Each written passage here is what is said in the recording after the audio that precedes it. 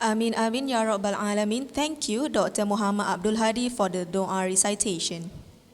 Ladies and gentlemen, it is my great pleasure and honor to invite yang berbahagia Professor Insinyur Dr. Zainuddin Abdul Manan, Deputy Vice Chancellor, Academic and International, Universiti Teknologi Malaysia, to deliver his keynote speech and officiate the closing ceremony of NALI 2019. Please welcome.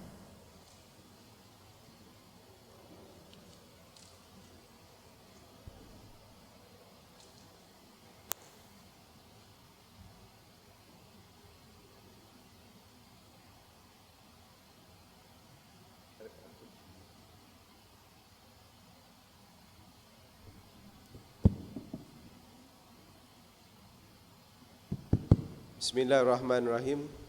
Alhamdulillahirabbil alamin wassalatu wassalamu ala Rasulillahil karim wa ala alihi wasahbihi ajmain.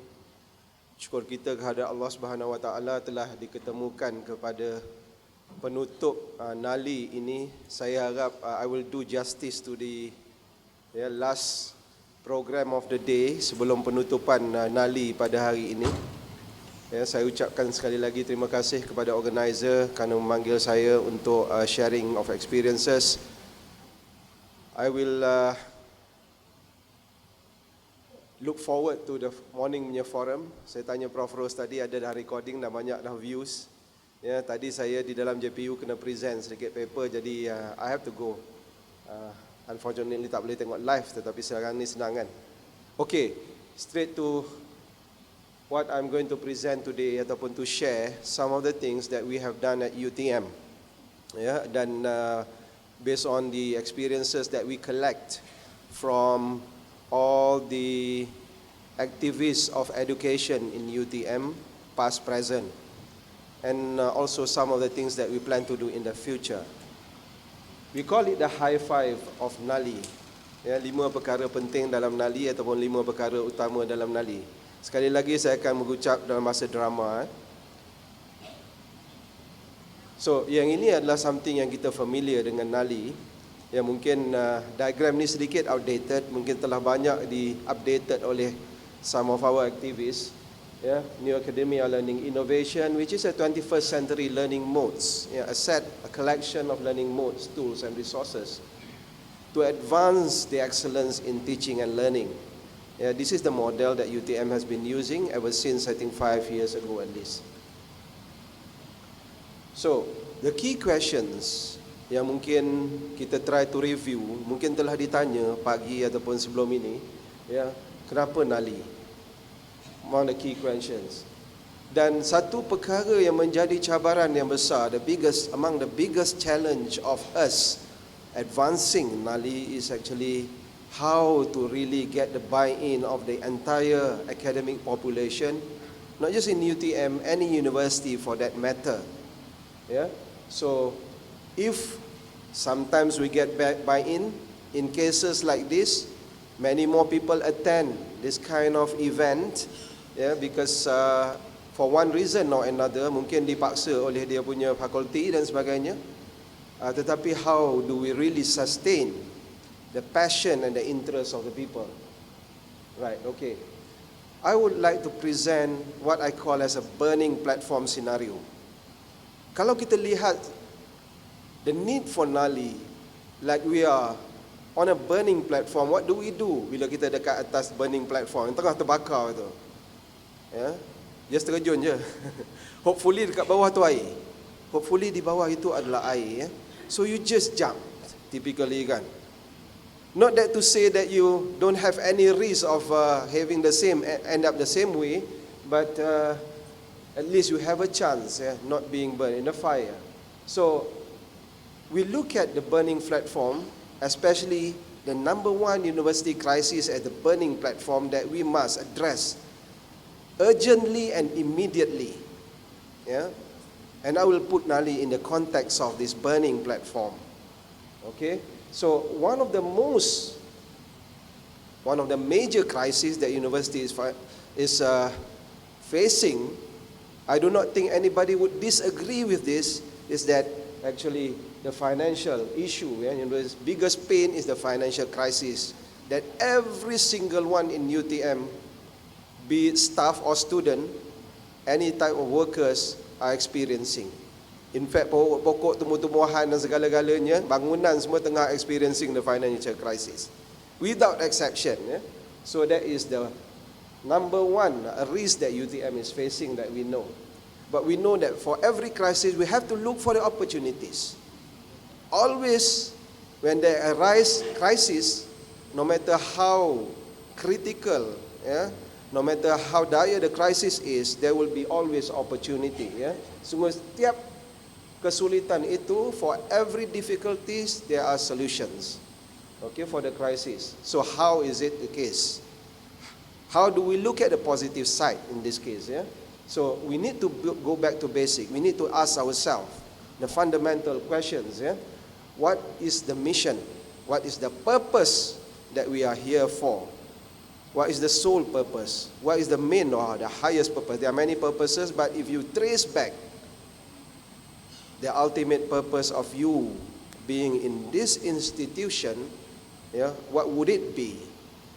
We try to fine-tune. In UTM, we try to fine-tune, we try to streamline, we try to direct everyone to a single direction that we hopefully can bring it as a true north for every single person in UTM, no matter if he is a staff, students, or others. So, first of all, we can ask ourselves in UTM, what is it that we wish to be? Apa yang kita nak jadi di UTM? Without any doubt, in the UTM vision, it has said clearly that we want to excel. We want to be excellent. We want to go from what we are now, not too bad, we are good, to better, a lot better, to great. And what is the measure of success in this case? How do we measure if we say we are great? Among the things that we can measure if we say we are great, that we fulfill the expectations of the stakeholders. One of the expectations of the stakeholders is to produce graduates that are not just job ready but also life ready. But you can only measure job ready, I can assure you. Life ready, not so easy. But this is our ultimate objective. Because parents and stakeholders will be asking us, is my sons and daughters going to get a job if they come to UTM? That's the first one. That is the stakeholders within UTM, within the community as well as the global, not just local but also the global community. The next thing the stakeholders will be asking is actually, how good are you globally? We want to be good, we want to be excellent. And that we have a measure, a metrics to measure, which is the global ranking, one of them. And the national metrics that we use is among others, is the 5-star rating of Mampu, Setara, as well as Myra 2, among others. So these are the metrics. If you say how good are you, how excellent are you, then there have to be some measures. Okay. But what are the bigger purpose of that? Because if you say that you want to be good, so how do you actually make a difference to the community if you are good? You can be good, but you don't contribute anything to the community. You can also be good. But you can also be excellent, but you can also be a negative element of the community. So what good does it do to be excellent but not contributing to the community?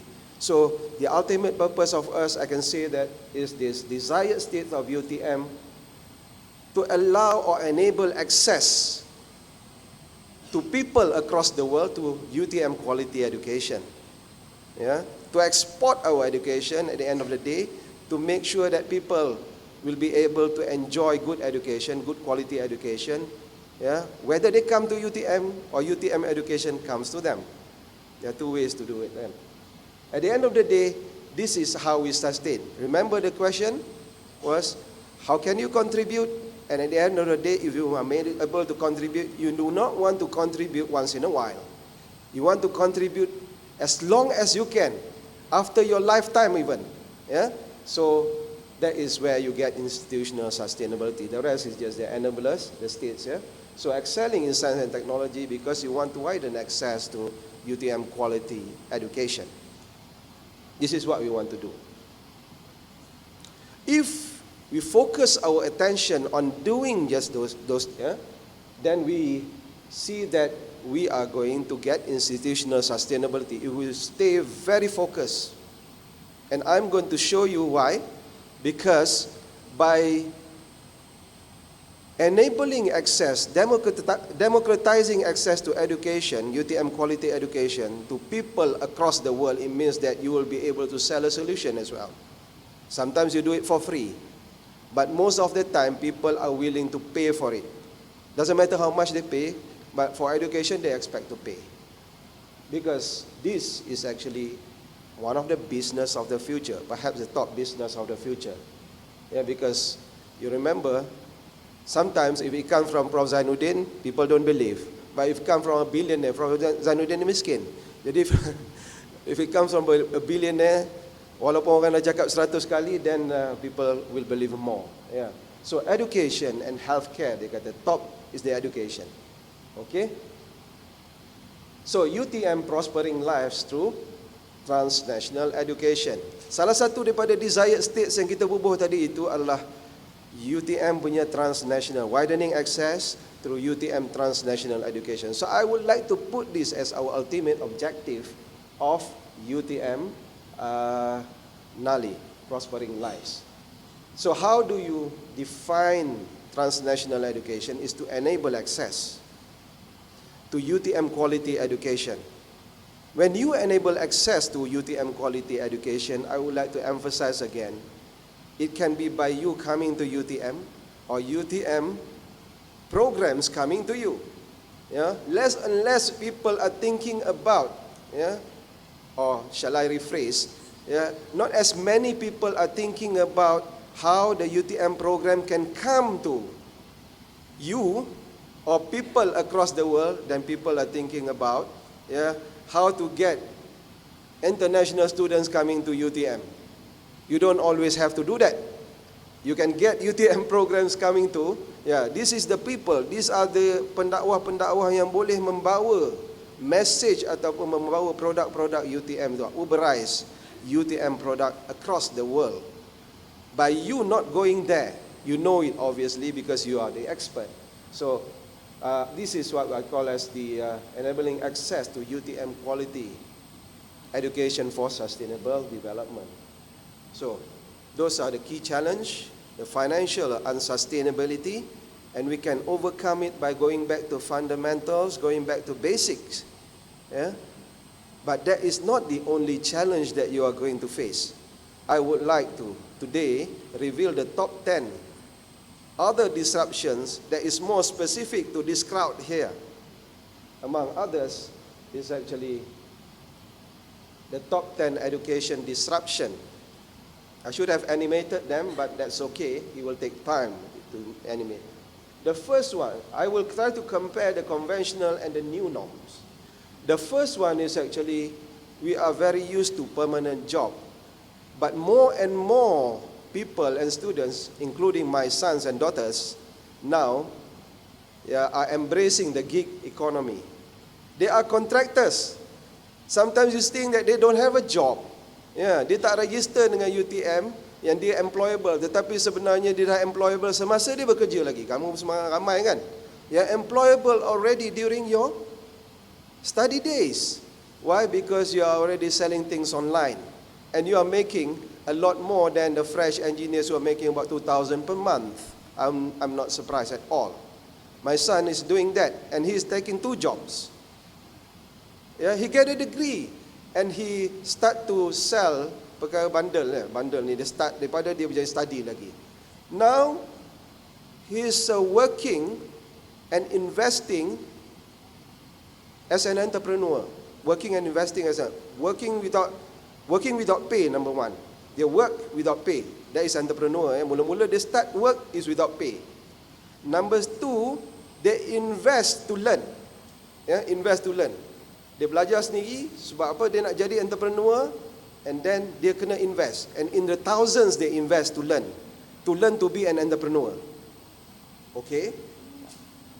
And then they're working to pay other people. They're working without pay, without pay, they pay other people pula. So these are the 3 things that makes you indicators of how entrepreneurial you can start to be.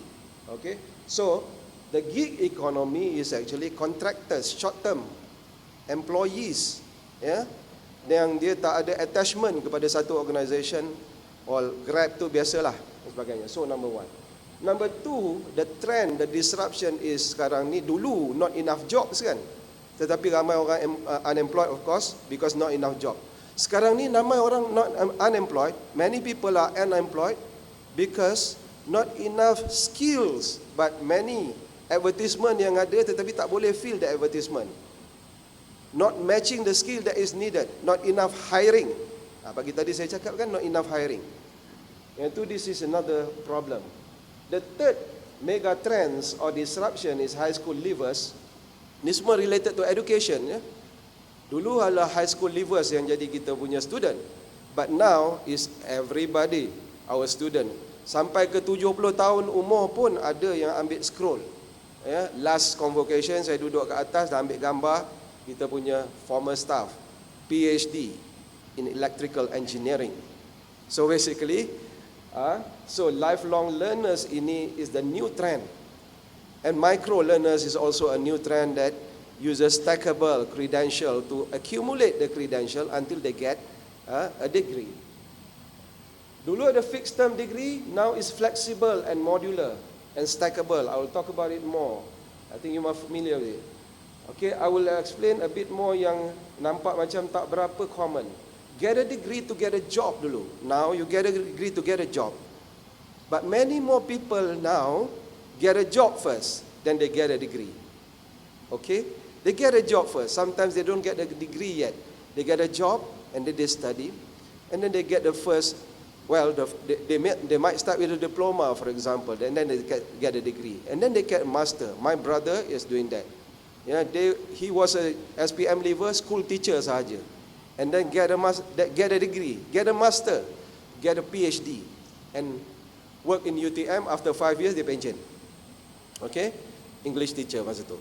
So, get a job to get a degree is more common these days. It's a disruption, so that it affects what we are doing here, new academia, with who are learners, lifelong learners, and also innovators, learning innovation.